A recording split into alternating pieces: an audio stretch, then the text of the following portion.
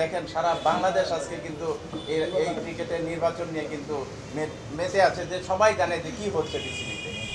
তা আমরা কিছু প্রস্তাবনা বা কিছু কথা বলবো আজকে, সেটা বলার জন্য আজকে এখানে আসা।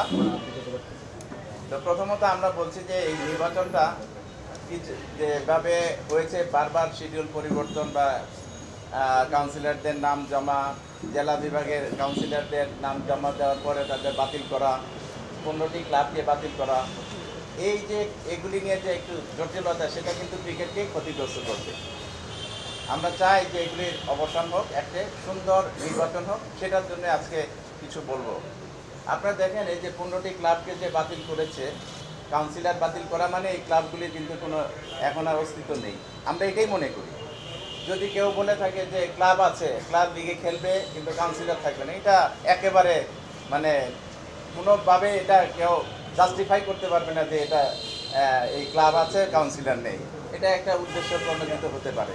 আজকে বা গতকাল থেকে অনেক ক্রিকেটার আমাদের ফোন করেছে যে আমাদের কি হবে, আমরা নেক্সট এই যে আগামী মাস থেকে যে তৃতীয় বিভাগ দ্বিতীয় বিভাগ ক্রিকেট লিগ হবে, সেখানে তারা কোথায় খেলবে?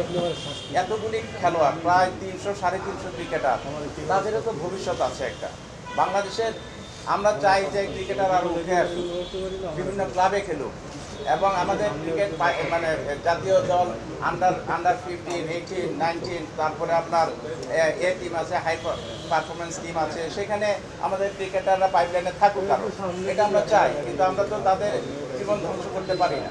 সুতরাং তারা যে দাবিটা করছে বারবার যে আমরা কী করবো, তারপরে এই ক্লাবগুলির কী অবস্থা হবে, তো সব মিলে আমরা চাই যে একটি সুষ্ঠুভাবে সব কিছু সমাধান করার জন্য, অর্থাৎ নির্বাচনী যে প্রক্রিয়াটা, সেই প্রক্রিয়াটা অনেক সময় পরিবর্তন করে এগুলি কিন্তু সমাধান করা যায়।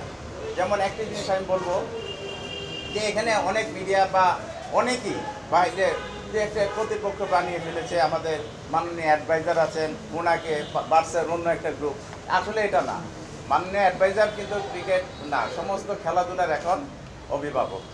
আমরা ওনার কাছে বলবো যে কি সমস্যা হয়েছে, এটা কিভাবে সমাধান করা যায়, সেটার জন্য আমরা কিছু কথা বলবো। যে উনি হলো অভিভাবক, ওনাকে আমরা আলাদা রাখি, আমাদের কি সমস্যা হয়েছে সেগুলি নিয়ে আমরা আলোচনা করি।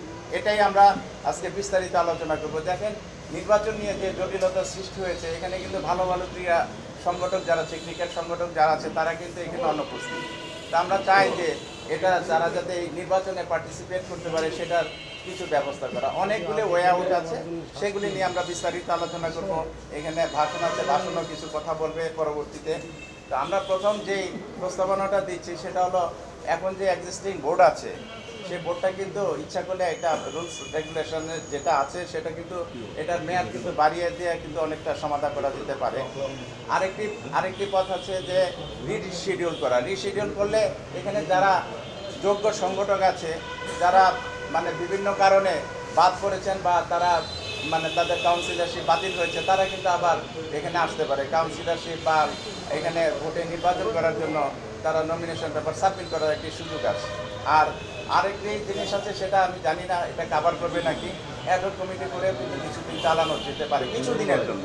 সেটা এই সাম্প্রতিক এই সংকটগুলি উত্তরণের জন্য ক্রিকেটের সাথে আমরা কিন্তু এটা করতে পারি। এই দাবিগুলি আমরা আমাদের অভিভাবক যে এখন বর্তমানে মাননীয় ক্রীড়া উপদেষ্টা, ওনার কাছে আমরা আপনাদের মাধ্যমে জানাতে চাই যে উনি একটি যথাযথ সুন্দর একটি সিদ্ধান্ত নেবেন, যেটার মাধ্যমে ক্রিকেটটা কিন্তু ক্ষতিগ্রস্ত হবে না। ক্রিকেটের জায়গায় থাকবে, ক্রিকেটটা এগিয়ে যাবে, এটাই আমরা চাই। সুতরাং আমাদের এই জায়গাটা আমরা কিন্তু স্পষ্ট করে দিলাম